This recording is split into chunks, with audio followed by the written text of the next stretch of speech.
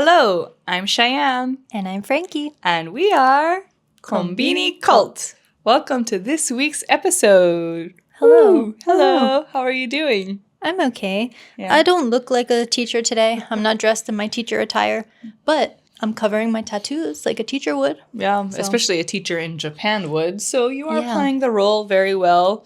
I don't know we were supposed to wear teacher attire for this episode, but I look like a kindergarten teacher, I think. There's no dress code today. No. I was just thinking later, like, should have been on theme. Whatever. It's fine. It's fine. But okay. Well, thank you for being here for this week's episode. Before we get into it, how are you doing, Frankie? Any news? Just the migraine. Oh, yeah. It is a little hot and humid still, right? Even though it's almost end of October, so. Yeah. I'm not sure when this episode will get uploaded, but at the time of recording, it's like mid-October. It's raining a lot. My head hurts.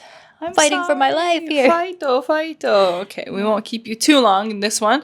But as you've seen, this topic today is crazy English teaching stories, part 2. Yeah. But they say laughter is the best medicine, so maybe this will cure my headache. Yeah, or it'll give you even more of a headache because of how crazy some of these stories are. True. We had a lot of great submissions that I'm excited to read. Our first part of this series, I guess, it did really well for us, especially because we posted it. Yeah, that's our most viewed episode ever, which makes sense considering not all foreigners who live in Japan are English teachers, of course, but a good demographic of them are. It is very common. So I see why. Very relatable topic. It got a lot of hits and stuff. So yeah, it is our most popular video. So by popular demand from us, we did a part 2. And yeah, we got some good ones. But before we get into that. Yes. Did something happen? Yeah. In the news. On the topic of not a crazy English teaching story, more just recently I saw a story about a teacher, or I should say wannabe teacher, that happened here. To briefly summarize it, I'm just going to read what the article says. Okay. A 66-year-old man was arrested for using a forged teaching license, has turned out to be a serial offender. He was first convicted of molesting a female student 20 years ago, and he repeatedly used fake credentials to work at schools around Japan. And so the article is just about what can be done to keep predators outside of the classroom.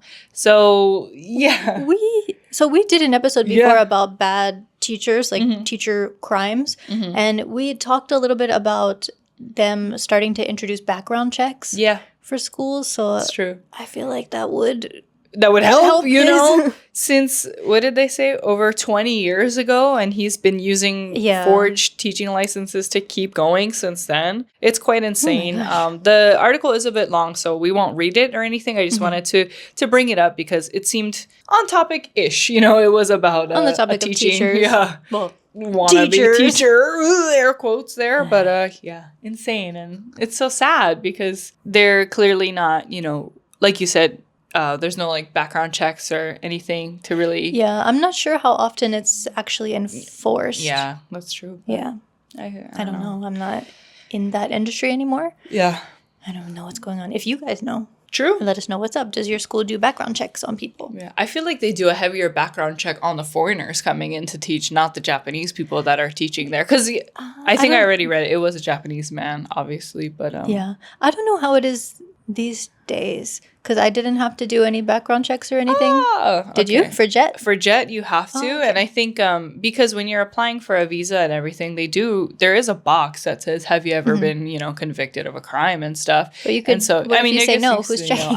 That's true. I don't know. I feel like the process for JET, not saying because the process is longer, it's better or anything by any means, maybe just depending on the company. But off the top of my head, JET is a government it is a government position, and that makes sense why they just look into the people more, because this is not a good thing that they do. I've heard some rumors that if you have, if you're on any medication, whether it be for anti-anxiety or maybe for mental health and stuff, may or may not affect your application and things like that, so take that info with a grain of salt, do with it what you will, but yeah. Anyway, speaking of the JET program and just English teaching in general, Shall we just jump into it? Do you have any personal stories that you would like to start us off with? I know you're an English teacher here. Yeah, I've got a few things that I've been reminded of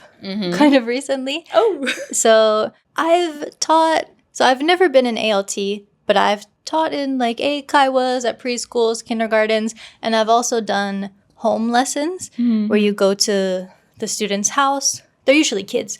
And, you got to prepare some storybooks, some games, some crafts or something. So there was one client that I had. The little girl was, I think, 4 or 5, living in Kyoto. So the company that I was working for, they didn't provide us with any materials. Like initially I was like, oh, can I borrow some storybooks, some games? And they're like, no, go to the library. Oh, okay. Get it on your own. Yeah. So I would prepare my own crafts and all this stuff because I think it was about an hour. But this... A little girl. I mean, she's a kid, so she doesn't... I can't, blame her entirely, but she was kind of a little brat. So kind of. I would bring my own stuff, but she had her own toys and stuff, obviously, too. And I was supposed to, interact with her and, entirely talk in English? through everything that we're doing. Oh, so we're grabbing the cow toy and, we're doing this now and that kind of stuff. So if I, tried to, play with her and her toy, she'd be like, don't touch that. It's mine. And the mom is sitting in the room, too. Never corrected her or anything. Yeah. If I would try to read a story or something, she would try to take the book. And she almost ripped the page out of one of the books. Oh, no. And, the mom never said anything. Yeah. But the mom complained to the... Company? The company. And said, oh, she's too quiet. She's not animated enough. I want her to be more like Blippi. Oop. And speaking of Blippi, you should tell that because I don't know about Blippi's kids channel. I assume that it's, like I said, kind of narrating everything that you're doing. Whoop, we're sitting on the couch. Well, because Blippi is a clown or something. I have a kid and I still don't know who Blippi is. I think he wears a bright orange hat or something, and he's really a children's character. Bubbly. Yeah, very animated, very loud and I'm not a super bubbly animated person, which has, when I was working in preschools and stuff, that's never been a problem for me to bond with the kids. I've always bonded with my students. Yeah, you're very nurturing. You don't have to had a good relationship with them. Just because you're the loudest person in the room doesn't mean that you are the best teacher or the best caretaker. Not at all. Yeah, sometimes I do feel like English teaching here, they just want you to be the clown. Oh, and, not really a teacher. Yeah. But some strange thing I had heard about Blippi before he started his kids' channel. Mind you, these are all consenting adults in this situation, so it's not like he was doing anything illegal. But he had taken laxatives or something, and there was a video that was posted of him, having explosive diarrhea on his friend's face. And his friend was wearing goggles or something. All right. And they both consented to this. They're both consenting, and one of them is protecting his eyes, whatever. He posted that to his personal channel. Not the Blippi channel, but, before he was Blippi, his channel. No idea. But there was some controversy, oh my gosh, this is what Blippi did. Have you seen this video? No, I don't want to. 2 laxatives, 1 Blippi. 2 guys. What did you say the other? 2 guys, 1 laxative.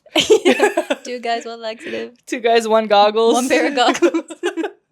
Okay, anyway, so you did not end up acting more like Blippi, of course. No, I dropped that client. Oh, okay. I was like, please don't make me go back to that house. Give me someone else. I see. Yeah. Oh, that sounds really frustrating, though. It is hard when, especially those home tutoring lessons, when, you're trying your best to interact with, especially a child who's 4 years old or something. There's too many distractions at home. It's really hard to keep their attention, especially if they don't know any English at all. They're like, who is this random person in my house speaking words I don't know?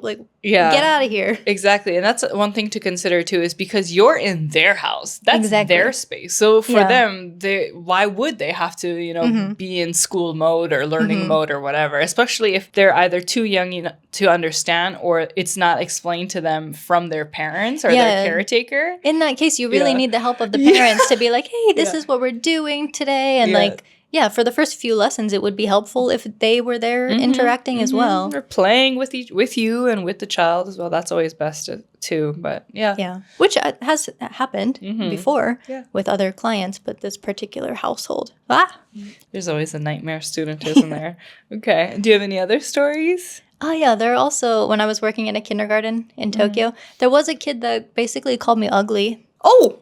to your face just saying, you're ugly. Kinda. Okay. So she spoke English very well because her parents speak English. Oh, that's even worse. I thought we had some kind of camaraderie because most of the other kids were still learning. But she spoke English very well. So I was like, yeah, we're friends, right? And she was like, you're not beautiful.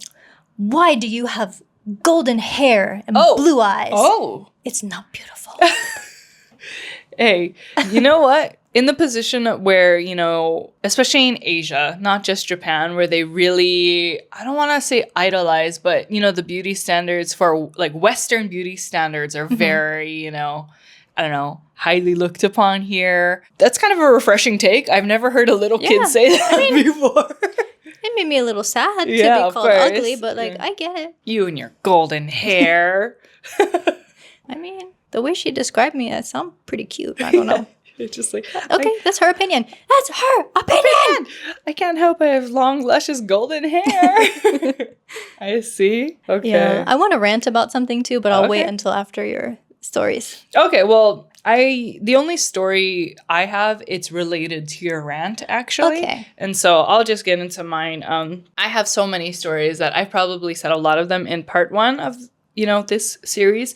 But one thing that kind of happened a little recently I've noticed is, for example, when I'll go to a lesson, maybe for a trial or just to introduce, you know, what my company does and stuff, I'll always be accompanied by a Japanese staff member as well. Okay. And so we're introducing, you know, our company, how the lessons would go. And I'm also there doing kind of a mock lesson with either the child or whoever's taking the lesson at the time. And so, of course, I'm there speaking English, doing the lesson, and the Japanese people are speaking Japanese. And then I overhear the mother ask if the real teacher, so, you know, the regular teacher, is going to be an actual native speaker of English. And my coworker said, well, yes, they all are. But what do you mean? Because this person is a native speaker of English, me, Cheyenne. And the mother just was very, I don't know, in disbelief almost. She just wasn't understanding that you can be a native speaker of English but not be white, essentially. She said, but you said a teacher from America would come. And my coworker said, she is from America. And then of course, you can see where this is going. The mother said, but she's Asian, like she doesn't look American. And yeah, so I notice we do get a lot of clients who have a certain preference for their teachers, which is American, white, and a woman is like the top 3 boxes. Yeah, it's always like whenever I read emails, not all of them, of course. These are just the, you know, the special clients. They say, what did I write here? They say, Hakujin, Amerikajin, jose. They'll always say that. So white, American, female. Yeah. And yeah, I am only one of those. No, 2. I am 2 of those 3 things. Which 2? Which you'll never know. 2 truths and a lie. Yeah. Won't tell you, but yeah. So that's kind of a problem.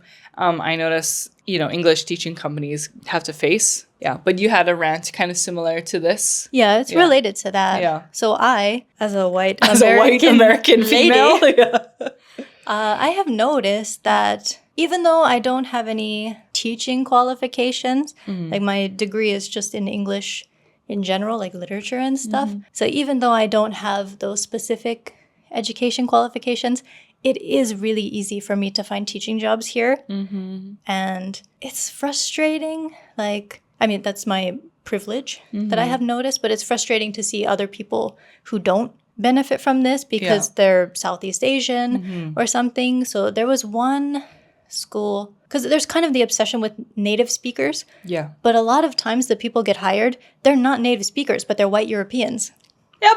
Yeah. So the last school that I worked at in Tokyo, there were assistant teachers, and then there were the lead teachers of the classroom. So I was hired as a lead teacher, and then all of the assistants at this particular school, they happened to be from the Philippines and Malaysia. Even though some of them had education degrees, were more than qualified to be the lead teachers, they were stuck, like pigeonholed in this assistant position. And there was another lead teacher who was a Swiss French guy.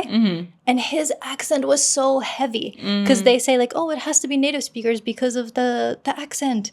We can't have any accent. Even though within English-speaking countries and even within the same country, there's all different accents. Yeah. Like, it really benefits you to hear all kinds types of accents. Yeah. But yeah, this man had a very heavy accent, and he would say like, "Oh, it's the hot hair balloon." Like, that's okay. I love a good hot hair balloon.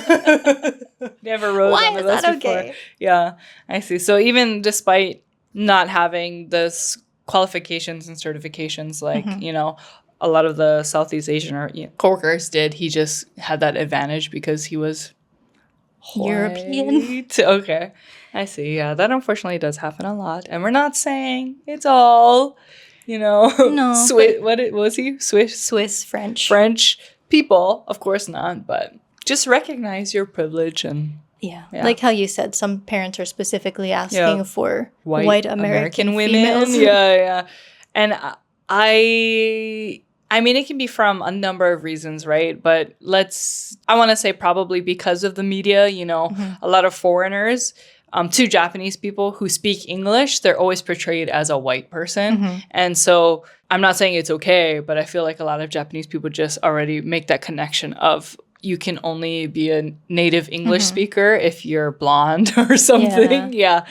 So like their confusion with me and why I spoke English, you know, and they weren't really believing that my English was native English was...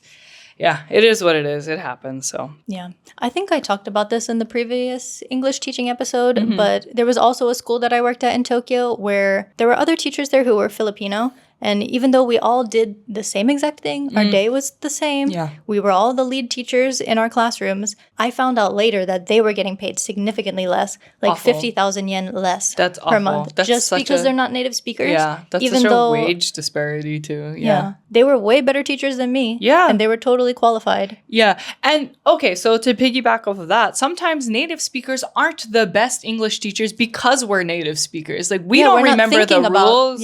So as someone who has had to learn the language, so for example, English as their second or third language, you know the rules and like know why certain conjugations exist or know how to explain things a lot better. Why some things are confusing. Oh, yeah, for sure. And so that's what I've noticed because, again, I have the privilege of a native speaker. Even though I went to school for TESOL, teaching English, a lot of questions I'll get asked sometimes I don't really know how to answer because I've just done it my whole life. Speak English, I mean. And so, yeah, that doesn't necessarily mean that I'm more qualified than others, so... Yeah, I've had, when I was teaching adults in eikaiwa, they would ask a lot of questions like that. Like, why is this those grammar conjugated questions. this way? Or like, why is it pronounced this way? And I'm like, I don't know. It just is. Exactly. And even like maybe sometimes tips for pronunciation too. It's I've never really had to think about it, so I don't really know how to help you there. It is, I mean, something to navigate. There are definitely native speakers who are really good teachers and are like very qualified for this. But just, you know, anybody off the street, just because they're a native speaker doesn't mean they're automatically going to be a better teacher. Yeah, for sure. Okay. Well, those were our personal stories and experiences. Yeah. But we did get some other interesting stories from people we know. Okay, so... The first one from our friend Rosa. Yes. We do have two from her. We have a voice note that we'll share later. But this was a quick one, if you want to take that. Sure. One of the teachers wore a realistic panda head for Halloween and scared the children in the class. For at least a month, the most scared student cried whenever she even saw a picture of a panda. This man was also a known alcoholic who would, after work, go to the Conbini near the school and drink Strong Zero in front of it in his uniform. Strong Zero. Oh my goodness. We talked about that recently. Yeah, we did. The dangers of Strong Zero. Not this student getting like Pavloved into being scared of pandas. Panda PTSD. That's scary. That's funny. Why? I mean, okay, they say for Halloween, but also why? You can't even teach wearing a head. Or, you know, a mask like that. Why do they have this realistic I mean, he was an alcoholic, so there's no really logic, I guess, behind his actions. What Strong Zero does to you makes you buy panda heads. A realistic panda head and torment. Because these kids, she didn't say an age, but are they preschool kids? Do you know? They're little, right? Preschoolers, yeah. That's so insane. Like 3 or 4, I think. Imagine your kid coming home from school and then, I don't know, there's a cartoon or maybe you buy them a toy or something that's a panda and then they just immediately have a PTSD like flashback or something and they get all scared because their alcoholic teacher made it scary for them. Poor kid. Poor thing. Okay. Thank you, Rosa. Thanks, Rosa. Moving on. Okay. The next one from Instagram. My old vice principal called me over during an enkai to his table, which was filled with men, and asked me, "You're pink, right?" Took me a second to understand, but he looked at my boobs and then asked again. He meant my nipples. This was my first year teaching in Japan in the middle of nowhere in Mie Prefecture. I just awkwardly laughed and walked away. There was one male teacher there that also told me to wear a bikini to the enkai. It was my first one, so I asked what people generally wear. Was it formal, etc.? Yeah. Ew. Countryside teaching was wild. Once I moved to Yokohama and taught there wasn't any harassment from teachers like that, just students. Yeah, it's kind of wild how the like waseieigo Japanese katakana word for it is like non-compliance, you know, like just like no sense of sekuhara, like sexual harassment. Or maybe they know, but they're kind of just like, oh, it's funny to just ask the foreigner these things. But this group of men asking because she's a woman, you know, teacher, a question like that is insane. That would get sent you to HR in the US. It should get you to sent to HR in Japan as well, but you know. And then asking like, oh, what should I wear to this type of event? Wear a bikini. Like, okay, bro, come on. How old are you? That's such a violation of, you know, not privacy, but just a violating question. Yeah. And it's your first year teaching. So, of course, you didn't really know how to respond and you just had to awkwardly laugh it off. And if it's your first enkai with them, like, that means you have the rest of the year to work with these nasty old men, too. That's so frustrating. I don't know, so gross and yucky. I'm glad you're out of there now, but have you ever, you've never worked in a school where crazy enkais like that happen. Yeah, I've never had a job where I've been pressured to go drinking with the colleagues. I have not pressured to go drinking, but I have worked in a school where we did have enkais, like drinking parties like that pretty regularly too. And thankfully, I never experienced a question like that. Maybe because I'm Asian, so they don't think they know what mine look like. You're not American. Yeah, I'm not American to them, so maybe they just know what mine look like. But I thankfully have never gotten asked a very personal question like that. But yeah, sorry that happened. Okay. Alrighty. All right, next story. They said, my first year, aka before I knew how to stand up for myself, my teacher had me throw a junior high school student in class as a punishment because she knew I used to do judo. So I seoi naged this poor little dude. What does that mean? I did judo for like the throw, them? like the little judo throw. I hope that kid did judo too, because a big part of judo is knowing how to fall. And so if you just get thrown but you don't know how to land, she could have like broken his arm or something. He seemed okay, but as a punishment is I say funny because it sounds like there was no lawsuit or anything that resulted from that, but that's wild. I assume he wasn't injured either, so... That's like it's not a crazy story. I have more just a culture shock again from working in a school and just thinking about the regulations in schools in the US, for example. So us growing up and going to school in the US, and especially now I'm sure it's even more strictly enforced, you're not allowed to, it's kind of obvious, but like touch students, but even to a point, even hug, like, so even to a point where if you're not asking them if it's okay, you can't, hug students, or some students, maybe if you're like, it's okay, and tap them on the shoulder or something. There's been some incidents where maybe they take it the wrong way and it gets reported and, things like that. And so for me, especially because I went to university for education, just thinking about all these things like, keep my hands to myself. Like, I'm not going to have anyone misinterpret anything, But then to come to Japan where kids are so physically, I don't know, like, not affectionate, but so in your bubble, especially when you're the new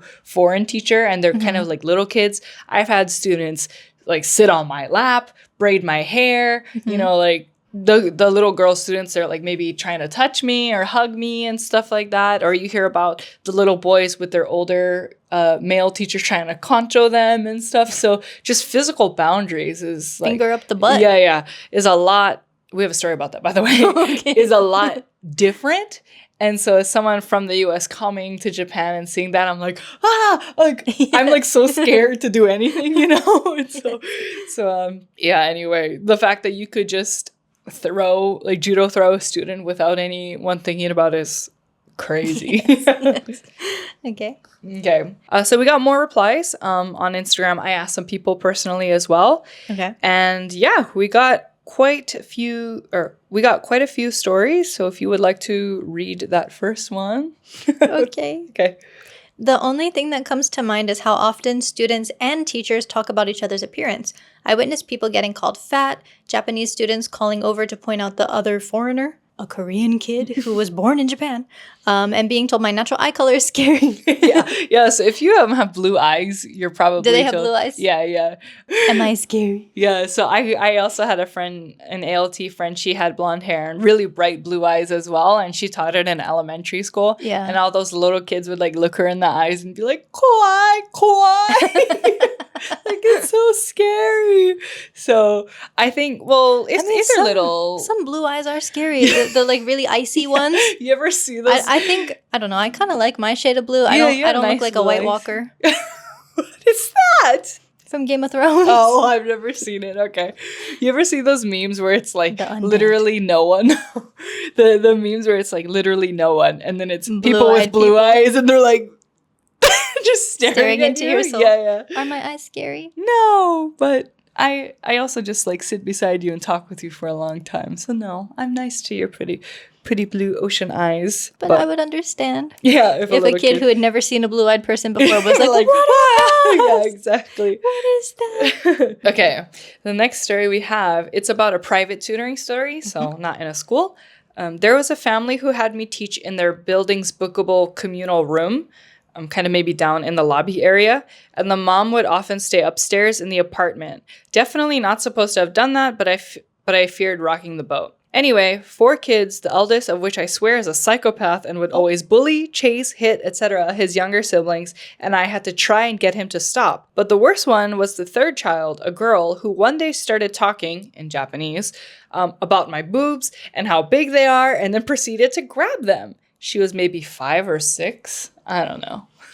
Like I said, physical boundaries here are a lot different. So if you are coming to teach or considering teaching in Japan, I'm not saying it's okay and you have to allow it, but that is something that could happen and is a lot different. So if you do have, boundaries with your body, it is important to, make that known right away, because kids, they're just going to climb all over you, I think. Yeah. Okay. That's true. Another private tutoring story. The worst family, though, this is from the same person. Oh, sorry, this is from the same person, yes. The worst family, though, was this one who only lasted about a month and then decided to end their contract. Thank goodness. The 2 kids were awful, but the mom would join the lessons. She would physically reprimand her children when they weren't paying attention or doing the activities I'd prepared. Like, actually smack them. But the daughter, youngest, still never paid attention and would try to climb all over me in my chair. She also commented on my boobs and grabbed them once, and she yanked my ponytail once as well. What's with these little girls and just grabbing boobs? Like, grab your mom's boobs, don't grab my boobs. A little boy do that to me. Oh, yeah, I've, in my experience, not me personally, but yeah, someone I know, that's happened as well. What was your reaction to it? Were you kind of just like, well, he's a little boy, like, what can you do? It was an Eikaiwa class, though, so I didn't... in the class is crazy. Yeah, not like a kid that I knew that well. I mean, not that it would be okay either way, but... I was like, who is this kid? Like, what are you doing? Yeah. And he was little, like 5 or 6 years old? Yeah. I just told the staff, and I think they mentioned it to his mom later. Yeah. I think, I haven't been in the U.S. for so long, and also I have a little brother who's 17 years younger than me, but like other than that, it's not like I've had a lot of experience with young kids like that when I was in the U.S. Is it the same 5-year-old behavior? Yeah, I was gonna say, is it kind of just universal little kid 5-year-old behavior, or is it a cultural difference? Because I'm thinking about how like sento and onsen, like bath culture, is really big here, and so it's kind of typical for little kids to see their parents naked and take baths and just kind of understand like body parts of adults, and so for them, maybe he's just like, boobs. You know, I don't know, but yeah. No, it just sounds like little kid behavior, huh? Yeah, maybe just kid behavior. Because I remember one of my cousins would do that to me back home. I'm like, get off. Yeah. I see. Okay. Next one, they say, he's calling Angel, Angel, Angel, meaning me. I ask him what he wants, and he says, repeat after me. I tell him no, expecting nothing good. And he's like, no, please, repeat after me. Good boy. And I started saying, and as I started saying, what? Good. The boy pulls his pants down. I walk away. No good boys here. So for context, this is one of my friends. This is a child or a grown man? This is a junior high school student. Okay. And I said, what, when, where, who, what, why, why, how? And she said, this was in between classes. And she works at a junior high school. Yeah. So it was just like some junior high school boy. I'm really hoping him pulling his pants down, because I don't know if you're familiar, but junior high school kids, they wear their PE clothes under their school uniform. Okay. And so him pulling his pants down, I really hope he just pulled down his trousers and he still had like gym shorts underneath. Unless he just went like full down to the undies, but either way, I hope not. It's not okay. Yeah. Okay. Very bizarre. Yeah. I like the end. No good boys here. Okay. Okay. This one is really intense if you want to read it. Okay. Literally, I saw blood finger painted in the toilet stall of one of the rougher elementary schools I taught at. I don't even think it was a student. I went to the staff restroom after cleaning time and there was fresh blood on the wall. In the staff room? Like not even close to the toilet. Opposite wall, high up, and with enough squiggles that it was intentional. We had to question the 6th grade girls in charge of cleaning, and none of them had their period or had gone through puberty. None of them had their period or had gone through puberty. What can I say? Puberty. Puberty. None of them had their period or had gone through puberty yet. I had a feeling it was this one teacher who was kind of strange, and I noticed some other weird shit would happen around the time she was teaching at my school. She was only there for a year, but after she left, the weird stuff stopped. My poor principal decided that day was the day he was going to inform the Board of Education he was retiring. I got another story about another school that one of the other Jets had, where on graduation day, she was walking around the school to kill time before the ceremony started, and she found a dildo just laying outside of the gym. So it went from like bloody fingers to a dildo, but yeah, that's crazy. Because if you're familiar with like toilet stalls in Japan, the doors are high. They're pretty high up. And so like this person who submitted the story said, it was too high for a 6th grader because they're, not the tallest to reach. And if it was a teacher, that's insane. Why? But she did say that the weird stuff stopped after the teacher left. So Suspicious. Okay. From the same submitter, the next story is, one of my friends had a really Yankee school. So Yankee, how would you describe? Kind of like a delinquent? Troublemaker. Troublemaker school, yeah. The female students were doing stick and pokes to themselves.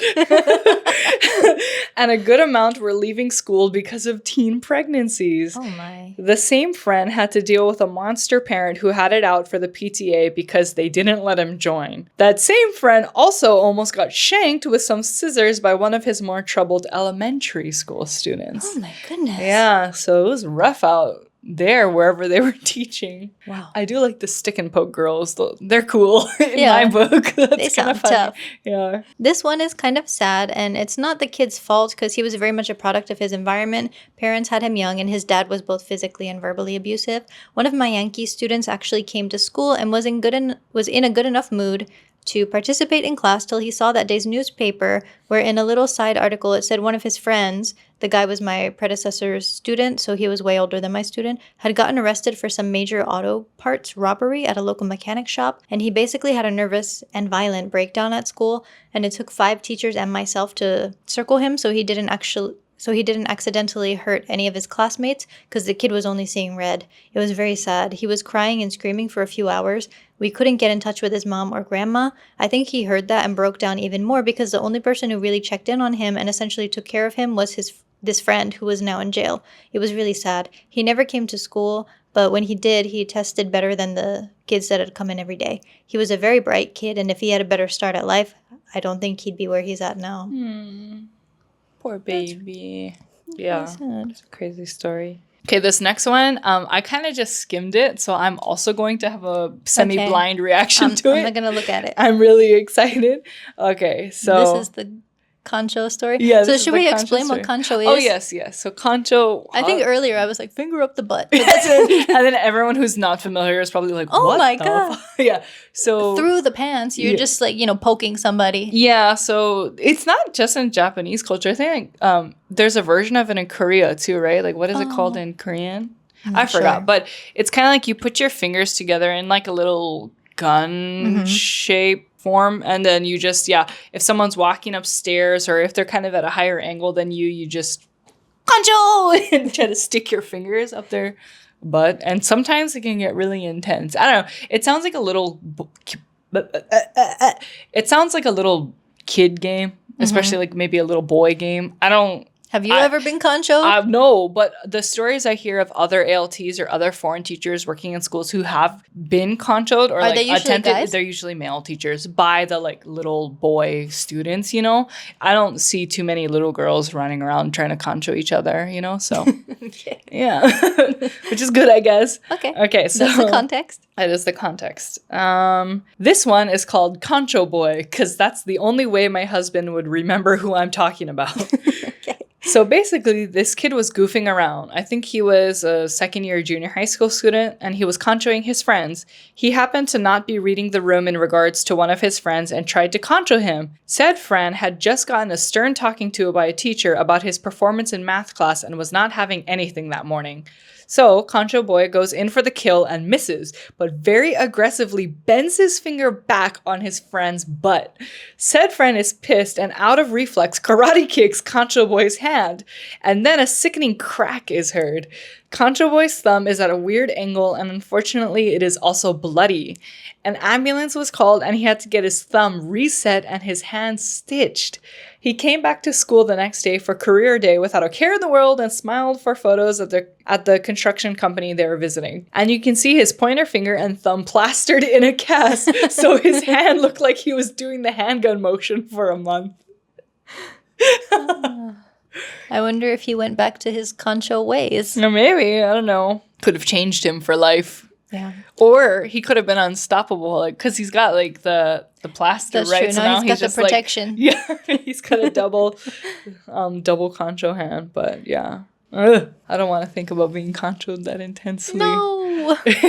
Okay. All right. Those are all of our Instagram submissions, and then we have one funny story to close it. Right? It's not funny, actually. Okay. I mean, maybe because the way that Rosa tells stories is kind of funny, but the situation is about. We'll get into it, but it is intense. Okay. Just know that. Oh, all right. And just a little trigger warning, there is a mention of, self-harm and suicide. So. Okay. There was a particular teacher who only lasted about 10 days, if memory serves. Let's call him Teacher E for evil. Sorry. How many seconds was that? 9 seconds in, and I'm already busting my ass laughing. Okay. E for evil. E for evil. All right. Sorry. Continue. He was in his trial period at the school and hadn't been offered an official contract yet. The probation period usually lasts about a month. Things weren't going so well, though, and most of the staff had quietly reached a consensus. Still, we were polite enough to not say anything. At least, not yet.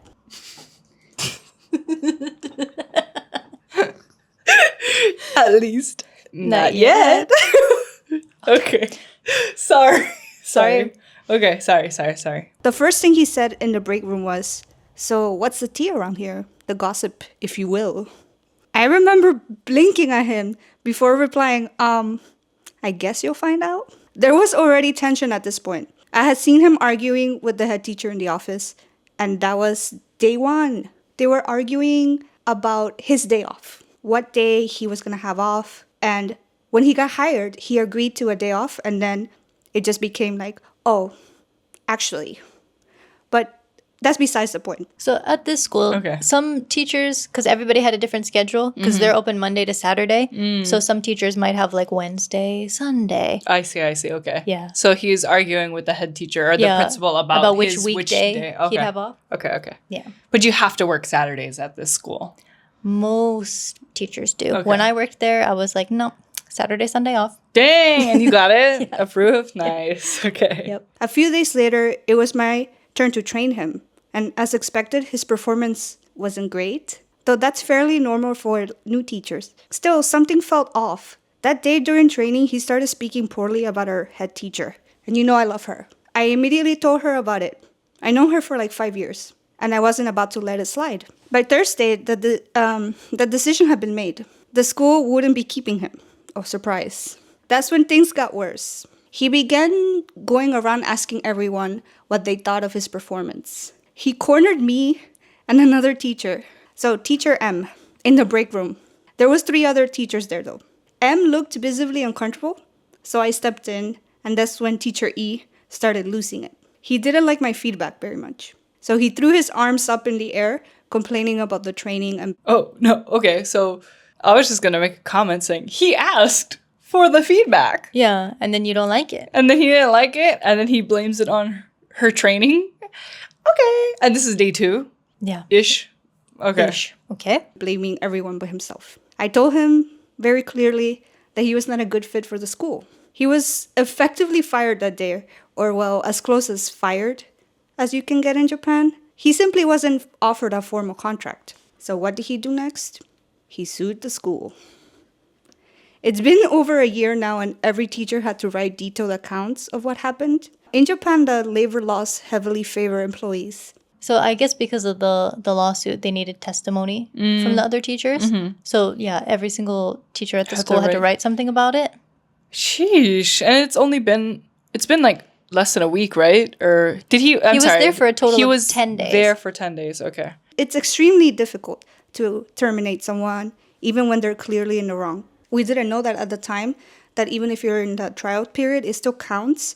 And like, you can be entitled to get paid even a year worth of salary, even for just 10 days of work. But I didn't know that, so keep that in mind. No, don't abuse that system. Well, no, keep it in... Oh, I guess, yeah, where was I trying to go with that? Keep it in mind if you're like wrongfully terminated is what I was trying to go for, you know, but not in not this like case, this. Yeah, he was abusing that system. Yeah. Okay. That's something worth exploring some other time, but each of us met with the school's lawyers and individually, giving our own statements about what it was like working with him. Everyone agreed it was an awful experience. Then things took another strange turn. Apparently, he got access to our statements, or at least part of them, because he retaliated almost immediately. How did he get access to that? I guess his lawyer showed him. Is that allowed? Lawyer in the comments, let us know. Lawyers, let us know. But yeah, somehow he got access to the statements and knew what everybody had said about him. I thought those statements would be confidential unless they're just going to be used in open court. I'm not a lawyer. I don't know how that stuff works. But okay, so he has access to these. And then, all right, next. This was like a week after we have written our statements. We can't confirm it for sure, but we strongly suspect that he had these documents from his lawyer. Oh. We gave it to the lawyer, and then I guess the lawyer has to share. So then he sent an extremely long email to the school calling us liars and lunatics. He claimed that he loved working with us and that he had finally found a place where he belonged, and that we had destroyed that with our salacious lies. But that wasn't even the worst part. At the end of the email, he wrote that he was taking his own life. I don't know if he actually did, and I truly hope not. I would never wish that on anyone. But no job is worth that, especially one that you held for less than 2 weeks. Our boss thinks that it was a tactic to provoke sympathy or guilt. Personally, I see it as harassment and unstable manipulation tactics or behavior. But regardless of whether it was genuine or not, it's still a messed up situation in both parties or like both cases. So that's what happened. So yeah, that is a very intense situation. Mm-hmm. I also saw, because I think he sent many emails and text messages to the other coworkers. So I saw one thing that he messaged to the group chat. Mm-hmm. It was very, very long, like 2 walls of text. Mm. And I mean, I'm not a doctor. I can't diagnose him with anything, but it just sounded very, everybody banded together to take me down, to destroy me. Like all I ever wanted was to fit in with you guys and you took that away from me and now like you must be so happy seeing my downfall. So it sounds like they're going through a bit of a mental health crisis, I think, then. Yeah. I have experienced people in my life using like threats of self-harm to manipulate you and make you feel guilty. So it really reminded me of that. But I don't know this person, so I can't say for sure. Yeah, that is really intense, especially considering only 10 days have passed from them, you know, getting hired and trying, or, you know, on probation, starting to train for the work.